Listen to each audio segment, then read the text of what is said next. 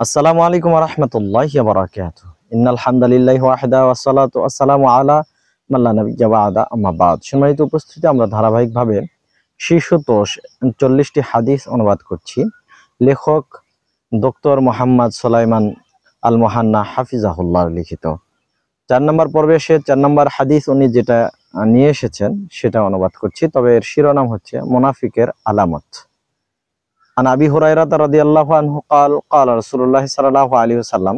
আবু হুরায়রা রাদিয়াল্লাহু আনহু থেকে বর্ণিত, তিনি বলেন রাসূলুল্লাহ সাল্লাল্লাহু আলাইহি ওয়াসাল্লাম বলেছেন, আয়াতুল মুনাফিকি সালাসুন, মুনাফিকের আলামত বা নিদর্শন হচ্ছে 3টি।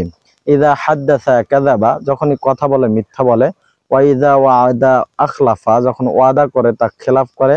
ওয়া ইযা আতুমিনা খানা, আর আমানত রাখা হলে খেয়ানত করে। সম্মানিত উপস্থিতি, অন্য হাদিসে অবশ্য আল্লাহ রাসূল সাল্লাল্লাহু আলাইহি ওয়াসাল্লাম আরো একটা আলামতের কথা উল্লেখ করেছেন, সেটা হচ্ছে ঝগড়ায় লিপ্ত হলেই ফাহিশা কথা বলে, গালমন্দ করে। সম্মানিত বন্ধুরা, খেয়াল করবেন, এই 3টা অথবা 4টা আলামতের কোনো একটা আলামত কোনো ব্যক্তির মধ্যে পরিলক্ষিত হলে সে মুনাফিক পুরোপুরি হবে না, তবে তার মধ্যে মুনাফিকের একটা আলামত রয়েছে।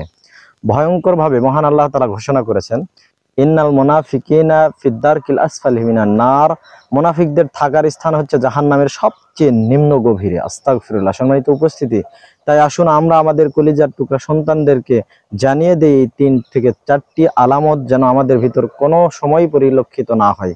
আল্লাহ তাআলা আমাদের মুনাফিকের কাতার থেকে নাম কেটে নেওয়ার তৌফিক দান করুন।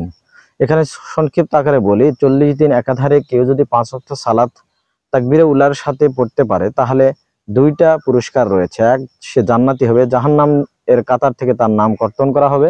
সাথে সাথে আরো একটা পুরস্কার তার জন্য, সেটা হচ্ছে তার নাম মুনাফিকের কাতার থেকে একেবারে কেটে দেওয়া হবে। সুবহানাল্লাহ। তাই আসুন এইসব আমল করে আমরা মুনাফিক থেকে বেঁচে থাকি। আল্লাহ তৌফিক দান করুন। আমিন। ওয়া আখিরু দাওয়ানা আনিল হামদুলিল্লাহি রাব্বিল আলামিন। ওয়া আসসালামু আলাইকুম ওয়া রাহমাতুল্লাহি ওয়া বারাকাতুহু।